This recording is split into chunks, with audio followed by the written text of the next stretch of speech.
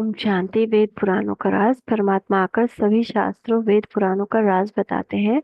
इनके पढ़ने से किसी भी आत्मा को मुक्ति जीवन मुक्ति नहीं मिल सकती, चढ़ती कला नहीं हो सकती, क्योंकि मुक्ति जीवन मुक्ति का दाता तो एक पतित पावन परमात्मा ही है, जो आकर सत्य ज्ञान देते हैं। परमात्मा ज्ञान का सागर, वो ओरली ही ज्ञान देते हैं, किसी वेद शास्त्र आदि को हाथ में नहीं उठाते और न उनको ज्ञान का कोई शास्त्र आदि बनता है। उनके ज्ञान के आधार पर द्वापर में गीता शास्त्र बनता है, किंतु उसमें भी यथार्थ ज्ञान आटे में नमक के मिसल है, क्योंकि उसके बाद विनाश और दो युगों के अंतराल के कारण सब कुछ विस्मृत हो जाता है।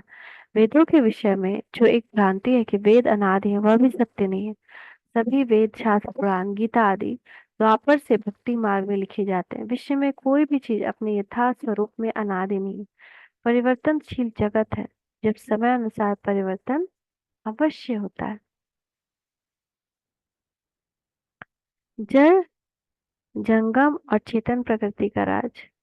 इस विषय में तीन प्रकार की प्रकृतियां हैं: जड़, जंगम और चेतन। आत्मा की चेतना चेतनता क्या है और वह जड़ जंगम से किस तरह भिन्न है, इसका राज भी बाबा ने अभी बताया। जड़ प्रकृति में पांच तत्व हैं, जंगम में पेड़ पौधे हैं और चेतन में आत्मा है।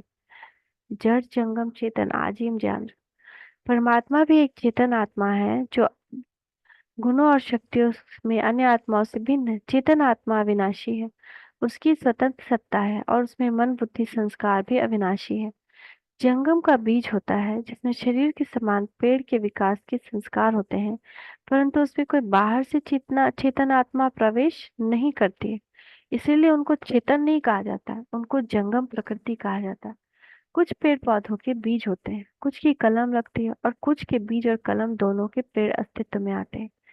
पेड़ पौधों में चेतन आत्मा के समान महसूसता शक्ति, स्मृति शक्ति, स्थान परिवर्तन की शक्ति, अविनाशियता शक्ति नहीं होती। पेड़ पौधों से अलग से कोई आत्मा प्रवेश नहीं करती और न उनसे कोई आत्मा निकलकर दूसरे पेड़ पौधों में प्रवेश करती, इसलिए स्पष्ट है कि उसमें कोई चेतन आत्मा जैसी स्वतंत्र सत्ता नहीं है। इसलिए कह सकते हैं उनमें विकास के संस्कार तो हैं, लेकिन चेतनता के प्रतीक मन बुद्धि नहीं है। जड़ प्रकृति के पांच तत्व में आते हैं, जो न बढ़ते हैं और न घटते हैं, परंतु उनमें परमाणुओं का संगठन विघटन होता है। उनमें जंगम और चेतन के समान संस्कार नहीं होते। पांचों तत्व मिलकर जंगम प्रकृति और चेतन आत्मा के लिए शरीर आदि का निर्माण होता है। जड़ और जंगम के विषय में बाबा ने बताया, ये सब चेतना आत्मा के लिए फर्नीचर है। जैसी आत्मा वैसा उसका फर्नीचर, है ना। अभी कुछ दिन पहले भी आया था ना, सत्युग में बहुत सुंदर फर्नीचर होता है। क्यों? फर्नीचर यानी आत्मा का देह। तो चेतना आत्मा के सुख के लिए तीनों प्रकृतियों का महत्व है। जीवन को सुखमय बनाने या जीवन का सच्चा सुख अनुभव करने के लिए तीनों के साथ मधुर व्यवहार, मधुर संबंध, मधुर तादात्म्य स्थापित करना परम आवश्यक है, और इसके लिए तीनों के अस्तित्व का यथार्थ ज्ञान परम आवश्यक है। परमात्मा यथा आवश्यक तीनों के विषय में ज्ञान देते हैं। बाप आते हैं कलयुग के अंत में और सत्युग आदि के संगम पर। बाप चैतन्य बीज रूप है, उनसे सारे झाड़ की नॉलेज बाप आते हैं देवी देवता धर्म स्थापन कर। सकार बाबा 21/9/2005 रिवाइज।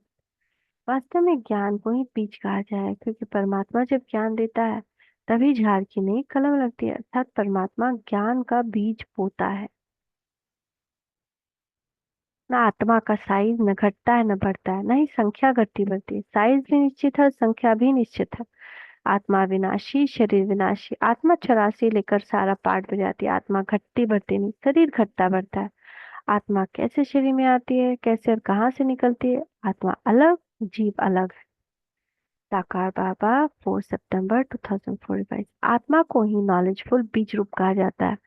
उसको सच्चित आनंद का सागर क्यों कहा जाता है? झाड़ का बीज है, उसको भी झाड़ का मालूम तो है ना, परंतु वह है जड़ बीज। उसमें आत्मा जैसे जड़ है, मनुष्य में है चैतन्य आत्मा। चैतन्य आत्मा को ज्ञान का सागर भी कहा जाता है। झाड़ भी छोटे से बड़े होते हैं तो जरूर उनमें आत्मा है, परंतु बोल नहीं सकते।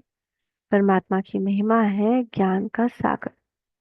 साकार बाबा 6/8/2004 revised. Thank you Baba, thank you, शुक्रिया बाबा, शुक्रिया। ओम शांति।